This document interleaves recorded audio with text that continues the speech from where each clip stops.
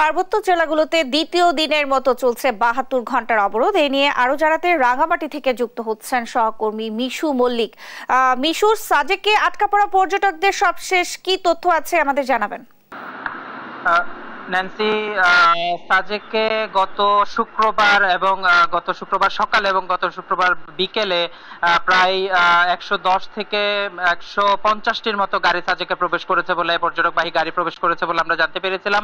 আমরা কথা বলেছিলাম সাজেক রিসোর্ট কটেজ মালিক সমিতির সহসভাপতি চাইথোয়াই চৌধুরী জয়ের সাথে। তিনি যেটা আমাদের জানিয়েছেন সেটা হচ্ছে সাজেকে আসলে এই অবরোধ এবং ধর্মঘটের কারণে বর্তমানে প্রায় ১৪০০র মতো পর্যটক আটকা আছেন।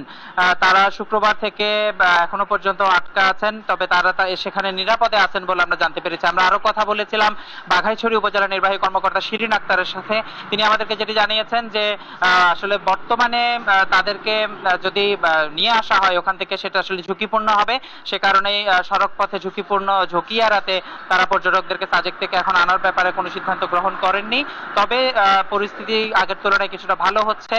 যদি ধর্মঘট এবং অবরোধ প্রত্যাহার হয়ে যায় তখন সাজেক থেকে পর্যটকদেরকে ফিরিয়ে আনা হবে বলে তিনি আমাদের জানিয়েছেন।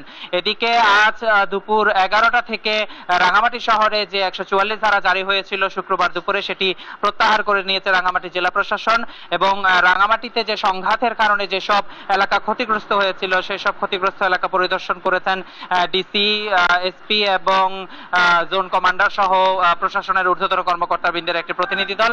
তারা বলছিলেন, আমরা কথা বলেছিলাম জেলা প্রশাসক মোহাম্মদ মোশাররফ হোসেন খানের সাথে। তিনি আমাদেরকে যেটা জানিয়েছেন সেটি হচ্ছে ক্ষয়ক্ষতি নিরূপণের জন্য একটি কোর কমিটি গঠন করা হয়েছে। সেই কমিটি ক্ষয়ক্ষতি নিরূপণ করবে এবং তারা একটি রিপোর্ট পেশ করবে। সেই রিপোর্টটি তারা মন্ত্রণালয়ে প্রেরণ করবে এবং ক্ষতিগ্রস্তদের আর্থিক সহায়তাও প্রদান করা হবে বলে আমাদেরকে আশ্বস্ত করেছেন।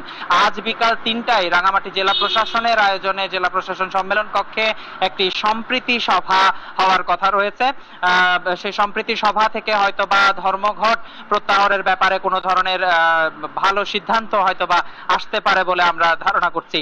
তো আসলে এই ছিল আমার কাছে সাজেকে আটকে পড়া পর্যটক এবং রাঙামাটির সর্বশেষ। ন্যান্সি।